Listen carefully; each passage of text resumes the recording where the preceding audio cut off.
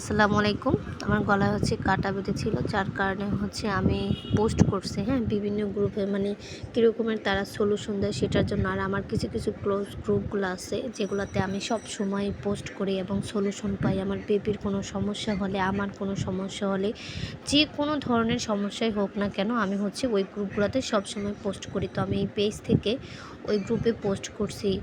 আর ওই আপুরা ভাইয়েরা এত ভালো ভালো সলিউশন দিছে, মানে যা বলার বাইরে। মানে ওনাদের সলিউশন দেখে মানে আমার এত ভালো লাগছে, যার কারণ আপনাদের সাথে এই বিষয়টা শেয়ার করে। চাইলে আপনারাও কিন্তু এইসব গ্রুপে বা বিভিন্ন গ্রুপে অ্যাড হয়ে কোনো বিষয় যদি খারাপ লাগে বা কোনো কিছু জানার ইচ্ছে থাকে কোনো বিষয়ে, তো ওইসব গ্রুপে জয়েন হতে পারেন। যেমন এটা শিশু যত্ন পরিচর্যা। এখানে কিন্তু 382 থেকেও অনেক অনেক কে আর কি, হ্যাঁ, 3 লাখের উপরে এখানে মেম্বার্স। তো দেখেন আমি কি পোস্টটা করছি। তো আপনি দেখতেই পাচ্ছেন যে দেখেন আজকে হঠাৎ গলায় কাটা বাজছে, আর সেটা ডান সাইডে। এটা মানে এটা লিখে আর কি পোস্ট করছে। তারপর দেখেন এই যে MST মুক্তা আপু কি লিখছে, ঝাড়া দিলেই হবে। তারপর রিমি সরকার আপু বলছে যে লেবু খান। আমি লেবু খেয়েছি কিন্তু এখনও কমেনি। আমি জানি যে লেবু খেলে হয় কি জানেন, গলার কাটাটা একটু নরম হয়, কারণ এটা অ্যাসিড। তারপরে অলিভ অয়েল তেলও খেয়েছি, ওটা ওই ইউটিউব সার্চ দিয়েছিলাম, তখন আমাকে বলেছিল। তাও মানে বলছে ওটা পিছলা, যার কারণে পানি খেলে মানে ভিতরে চলে যাবে। তাও হয়নি। কলা খেয়েছি, ভাত গোল করে খেয়েছি, মানে ঘরোয়া পদ্ধতি কোনোটাই বাদ রাখিনি। গরম পানি খেয়েছি। এই যে আরেকটা আপু আমাকে দোয়া করতে বলছে, ফালুদা লিজা বালা গাতিল হুলকুম, এই দোয়াটা পরে ভাতে ফু দিয়ে খান, ইনশাল্লাহ চলে যাবে। তারপর লেমন জুস খান, হোমিও ঔষধ খান। অনেকে অনেক সলিউশন দিচ্ছে দেখেন।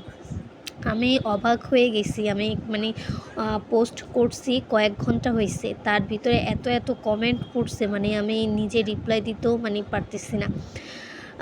এসব গ্রুপগুলো আসলে খুবই হেল্পফুল, খুবই খুবই যা বলার বাইরে। আমি প্রতিটা কদমে আমি এইখানে সব সময় আমার বেবির যাই হোক না কেন, এই গ্রুপগুলোতে আমি অলওয়েজ মানে পোস্ট করি।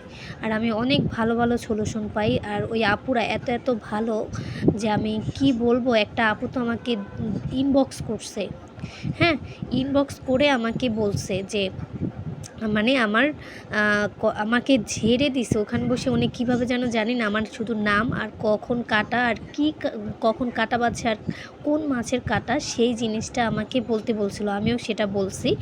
তারপর ওখানে বসে উনি কীভাবে জানি ঝেড়ে দিয়েছে। তারপরও কমেনি, যদিও উনি যে এতটা চেষ্টা করছে, তার জন্যই তো আমি ওনার কাছে অনেক অনেক কৃতজ্ঞ। দেখেন কত কত আপুরা কমেন্ট করছে, মানে এত এত আপুদের মানে ভাইয়াদের মানে ভালোবাসা দেখে আমার এত পরিমাণ ভালো লাগছে, যা বলার বাহিরে। তাই আমি আপনাদের সাথে শেয়ার করলাম। সবাই ভালো থাকবেন, সুস্থ থাকবেন। আল্লাহ হাফেজ।